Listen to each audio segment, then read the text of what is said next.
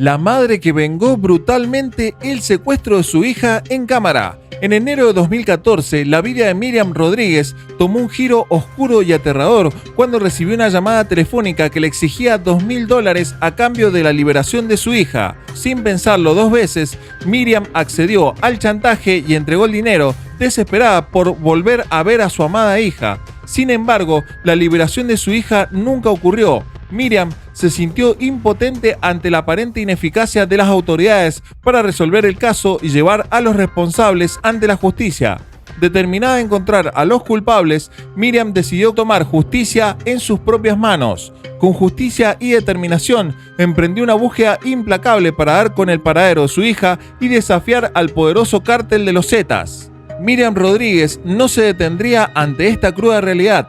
Luchó incansablemente por encontrar a su hija, dispuesta a desvelar una de las muchas historias similares que ocurrían en México. Sin embargo, lo que su búsqueda desataría el 23 de marzo del 2014 en San Fernando, Tamaulipas, superaría cualquier relato convencional. Comenzamos.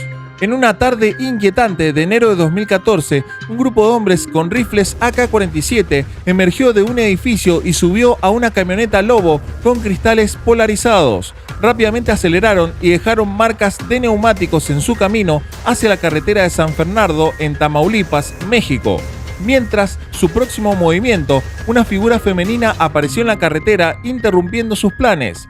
Los hombres redujeron la velocidad y apagaron las luces de la camioneta. Dos de ellos atraparon a la joven mujer antes de que pudiera escapar. La inmovilizaron y le taparon la boca antes de subirla a la camioneta, cerrando las puertas con determinación. La escena transcurrió en un lugar desolado, pasando inadvertida para los testigos, tal como sucedía a diario en las operaciones del cártel de los Zetas. Ese día, el teléfono de Miriam sonó. La llamada era de un número desconocido y al contestar, sus ojos se posaron en la ventana de su hogar. Su expresión cambió repentinamente, revelando el miedo y la angustia que la abrumaban. La llamada fue breve, apenas 2 minutos, pero la amenaza era clara. Hemos tomado a tu hija y exigimos un rescate de $2.000. Antes de que Miriam pudiera reaccionar, la llamada se cortó abruptamente. La desesperación se apoderó de ella. Buscó ayuda de inmediato, pero su caso se sumió en la triste estadística de desapariciones que azotaba a México. Su única alternativa era encontrar el dinero necesario para asegurar el rescate de su hija sin importar las implicaciones que esto conllevaba. En el turbulento año 2014, un sangriento conflicto se desató en México. Los Zetas, un cártel mexicano notorio, se enzarzaron en una encarnizada batalla con el Cártel del Golfo, otro grupo criminal con el que habían mantenido vínculos comerciales en el pasado. Un tranquilo municipio se vio atrapado en medio de esta lucha por el poder. La violencia se desató sin piedad y pronto los habitantes inocentes se convirtieron en las trágicas víctimas de esta disputa. En medio de la vorágine de violencia, el miedo y la incertidumbre se apoderaron de la sociedad local. Los robos y extorsiones se volvieron un suceso cotidiano, ya sea para financiar la guerra entre cárteles, infundir terror en la población o incluso como una macabra forma de entretenimiento para estos grupos despiadados. Miriam Rodríguez, una madre desesperada con el corazón destrozado, se encontraba en una pesadilla inimaginable. Su hija de tan solo 20 años, Karen Alejandra Salinas Rodríguez, había sido arrebatada de su lado. En un acto de desesperación, Miriam y su esposo reunieron la suma solicitada de dinero y siguieron las instrucciones de los secuestradores. Depositaron el dinero cerca del centro de salud de San Fernando, esperando que ese fuera el precio para recuperar a su hija. El trato se consumó, pero la alegría de la reunión familiar nunca llegó. Días y semanas pasaron y la joven Karen seguía desaparecida. El dolor y la angustia asaltaban el corazón de Miriam. La esperanza se desvanecía ante la incertidumbre de no saber si su hija regresaría. Finalmente, la resignación se instaló en su mente y una mañana sombría, Miriam afirmó en su casa que su hija nunca regresaría, que probablemente ya no estaba con vida.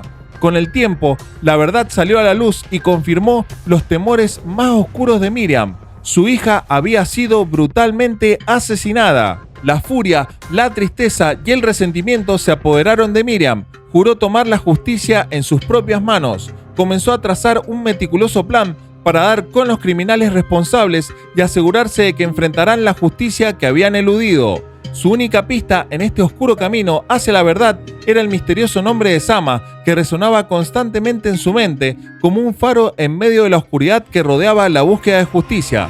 Pero, ¿cómo podría encontrar a una persona con ese nombre entre millones de mexicanos, melancólica y llena de enojo?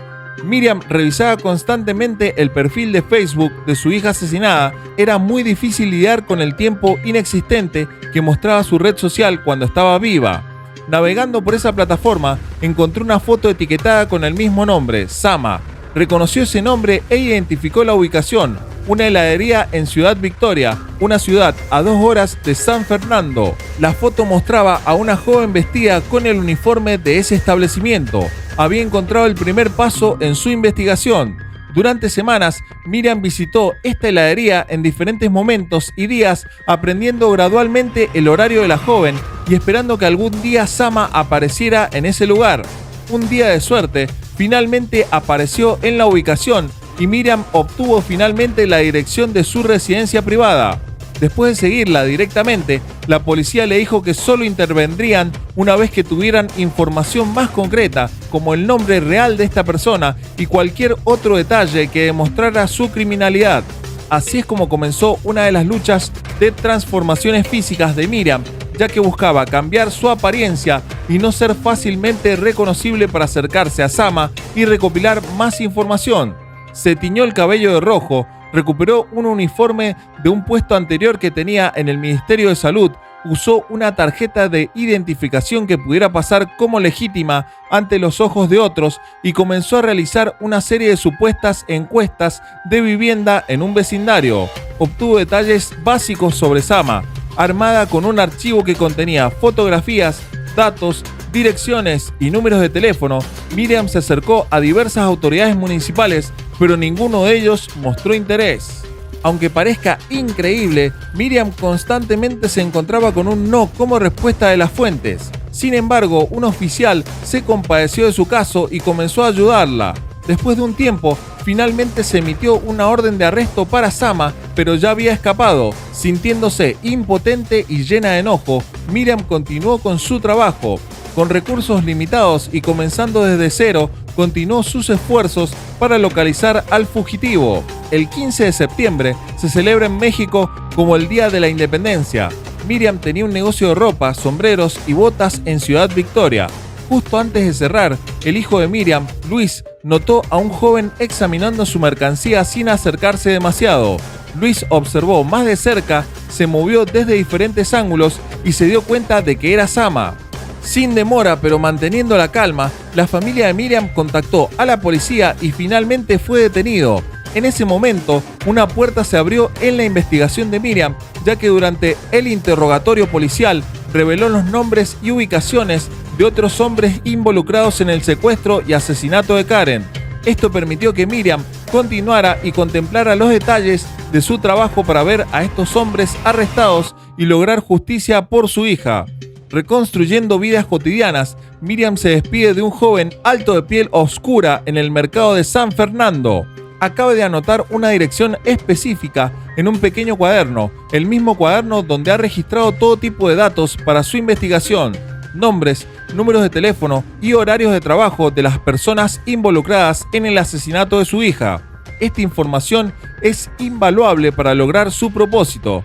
Mientras se dirige hacia una salida, su mano izquierda sostiene una pistola oculta en su gabardina. Aparentemente despreocupada, nadie sospecharía de una mujer de 55 años. Miriam descubrió que uno de estos hombres había dejado su participación en el tráfico de drogas y vendía flores. El joven del que se despidió en el mercado es un pariente suyo a quien podría contactar después de hablar con más personas, reuniendo sin saberlo todos los posibles detalles para saber cuándo y dónde localizar al hombre implicado en el asesinato de su hija. Durante esos últimos 3 años, Miriam se había dedicado a rastrear a cada una de las personas involucradas en el crimen y hasta ese momento, la mitad de ellos habían sido detenidos gracias a sus incansables acciones. En su incansable búsqueda de justicia, Miriam solo descansaría cuando aquellos hombres pagaran por sus terribles crímenes. Eran las 7 de la tarde cuando Miriam se encaminó hacia la ubicación que había sido designada. En esta ocasión había optado por usar un sombrero, una bufanda y una chaqueta para alterar su apariencia y evitar ser reconocida de inmediato. Mientras avanzaba con determinación en busca de la persona involucrada en el asesinato de su hija, notó que el individuo en cuestión se encontraba más adelante vendiendo flores. Sin titubear, se aproximó a él y el hombre la reconoció. Sin embargo, antes de que pudiera reaccionar, Miriam lo sometió rápidamente sin necesidad de desenfundar la pistola que llevaba. Con una voz firme y amenazante, Miriam le advirtió: «Si te mueves, te mataré aquí mismo». El hombre quedó paralizado y un poco tiempo después la policía llegó y lo arrestó. De esta manera, Miriam había logrado dar con los asesinos de su hija. Algunos de ellos habían cortado lazos con el cártel mexicano y habían intentado rehacer sus vidas después de su participación en este grupo de crimen organizado desde 2014 hasta 2017. Admirablemente, Miriam los había capturado por sí sola, convirtiéndose en un ejemplo para la sociedad. Sin embargo, su valiente activismo la colocó en una posición vulnerable al desafiar a la mafia, exponiéndola a riesgos inimaginables. Aún así, nada la detendría en su búsqueda de justicia. En marzo de 2017, una fuga repentina en la prisión estatal de Ciudad Victoria sacudió a la región. 29 reclusos escaparon a través de un túnel de 40 metros de longitud. 4 de ellos fueron identificados como miembros de una organización criminal pertenecientes a un infame cártel. La prisión, originalmente diseñada para albergar a 800 reclusos, se encontraba sobrepoblada con 160 prisioneros adicionales debido a la alta tasa de criminalidad en la región. La sociedad en general consideró esta negligencia como un contribuyente al caos. Tras su fuga, las comunidades de Ciudad Victoria y San Fernando se vieron azotadas por enfrentamientos en varios puntos, saqueos y robos constantes. Sin embargo, lo peor estaba por llegar. Estos fugitivos, en su sed de venganza, asesinaron a inocentes que se cruzaron en su camino. Bajo estas circunstancias, Miriam buscó la ayuda del gobierno mexicano, temiendo represalias por parte de personas vinculadas al cártel. No era ningún secreto lo que ella había estado haciendo. El gobierno proporcionó a Miriam un equipo de guardaespaldas que velaban por su seguridad día y noche. Sin embargo, en un día simbólico para los mexicanos, el Día de la Madre, un trágico desenlace oscureció la valiente lucha de Miriam. Fue tiroteada y asesinada fuera de su propia casa, una dolorosa ironía que reflejaba las amenazas constantes y la peligrosa realidad que enfrentan quienes buscan la justicia en un mundo dominado por el crimen organizado. Si te gustó el video, te invitamos a darle like, suscribirte y activar el botón de la campanita para recibir todas nuestras novedades. Les deseamos lo mejor y hasta un próximo video.